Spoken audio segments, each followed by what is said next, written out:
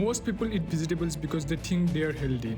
We all have heard eat your veggies, but is that really a good advice? In this video, we'll find out exactly why it's not optimal to eat vegetables. However, there are some vegetables exist which are worth eating. I will explain one by one why they are worth eating unlike the rest by analyzing their nutrition profiles. This video is made of two parts. In the first part, you will know why you should not eat vegetables, and even if you like to, you should limit them. And in the second part of the video, I will name a few vegetables which are actually worth eating and the reason behind it. So stay tuned till the end. Now let's start from the first part. Why most vegetables may let you down. This comes down to four main reasons: anti-nutrients and low nutrients absorption, poor bioavailability, fiber overload, and missing nutrients. Let's start from the anti-nutrients and low nutrition absorption. Many nutrition experts agree vegetables contain anti-nutrients that can bind vitamins and minerals in your gut.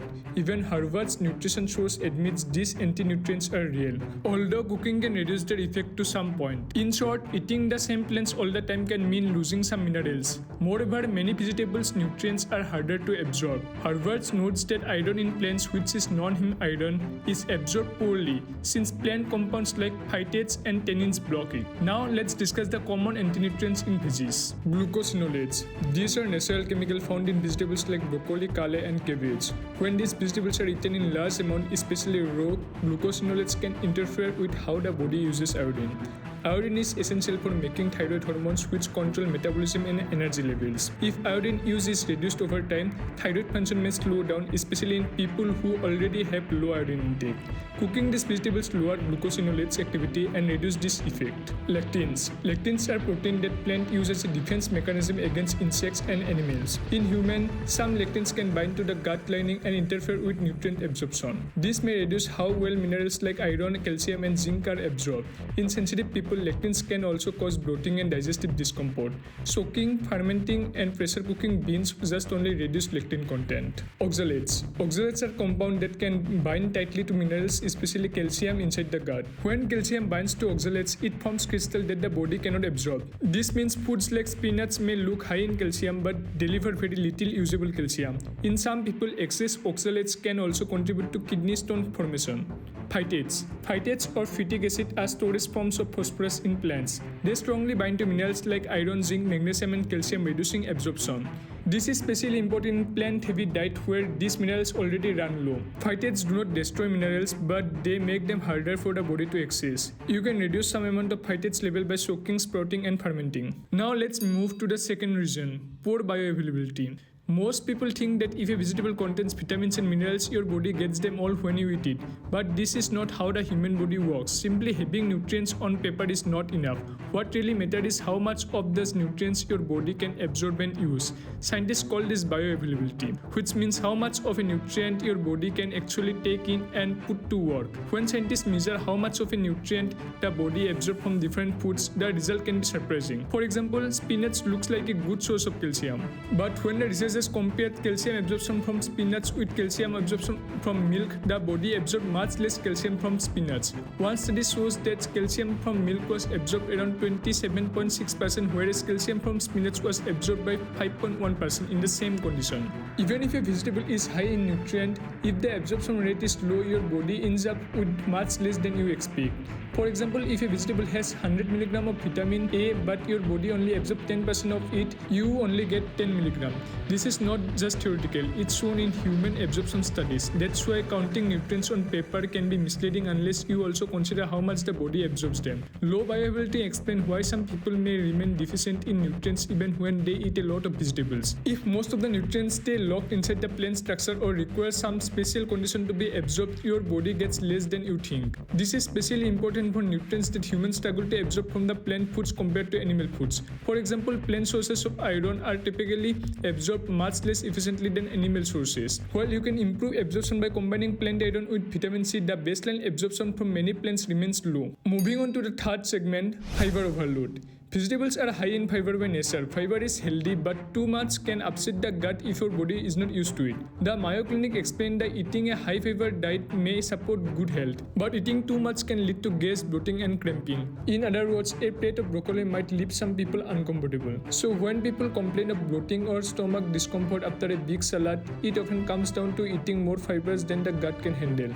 Because fiber cannot be digested in small intestine, instead it travels to the large intestine where bacteria ferment it. If fiber intake is too high, bacteria ferments more than usual and this creates excessive gas, so you may feel bloating, cramps and discomfort. A study published in Gastroenterology and Hepatology notes that excessive fermentable fiber can increase gas production and lead to irritable bowel symptoms. And finally, missing nutrients. Plants simply don't provide certain nutrients. Besides, B12 studies show vegetarians often have lower levels of creatine, taurine and CoQ10. These are the compounds used by muscles and nerves. Also, while plants have some omega-3 fatty acid, they lack the marine from DHA EPA found in fish, and humans convert ALA to DHA very inefficiently.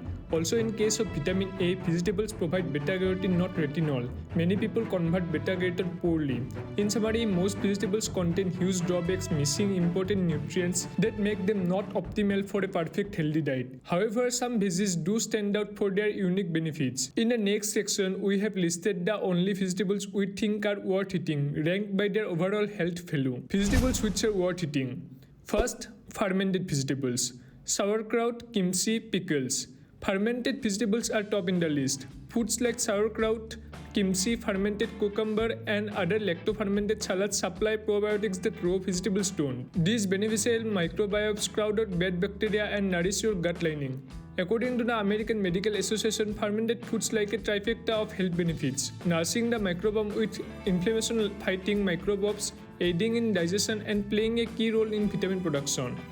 In plain terms, the bug in kimchi and sauerkraut help you digest food smoother and keep inflammation low. A health news article notes that because of their rich probiotics contents, both kimchi and sauerkraut may help balance your gut microbiomes, leading to smoother digestion, better nutrient absorption, and even a stronger immune system. Clinical trials show that regular kimchi or sauerkraut intake can alleviate IBS symptoms, aid weight loss, and improve metabolic health. Fermentation also breaks down many anti-nutrients like phytates that raw cabbage and cucumber have, and it creates vitamins such as some forms of vitamin K2. Overall, fermented veggies are the exception to the no good rule because they add more good, which are probiotics and vitamins, than harm, making them worth eating daily. Number 2, mushrooms. Although technically a fungus, mushrooms are often treated like vegetables and deserve a spot on this list.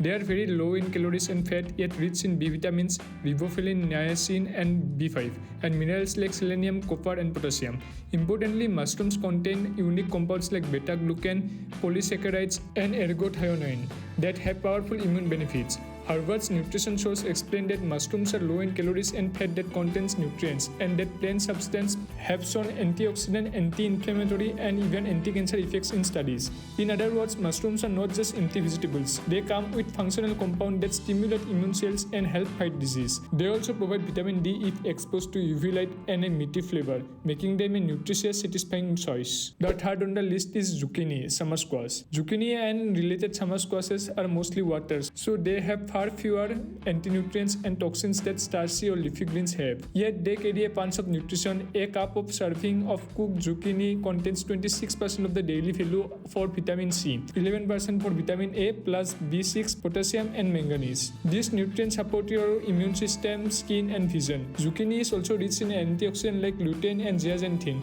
which is good for eyes and skin, and both soluble and insoluble fiber which feed gut bacteria and keep stools soft. In short, zucchini provides vitamin and gentle fiber without the heavy anti-nutrient load of greens. It's mild and versatile. For people looking to eat their veggies, zucchini is a water-rich, nutrient-packed choice that avoids the common downsides. Number 4, cucumber.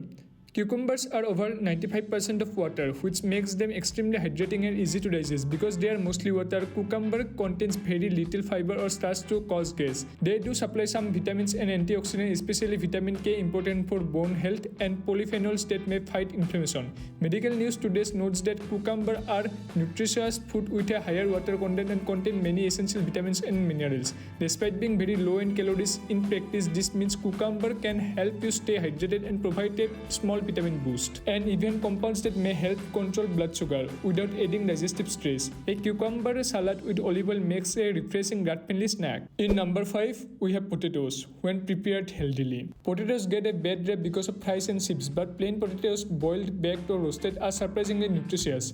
They are low calories, about 145 calories per medium potato, and pack important micronutrients. Mayo Clinic notes that potatoes are high in vitamin C and potassium and are a good source of vitamin B6. They do contain fiber and resistant starch when cooled, which feeds good gut bacteria. A potato's vitamin C content is especially valuable as it helps iron absorption and immune health. In short, potatoes when cooked properly, not fried, deliver energy plus a wealth of vitamins and minerals.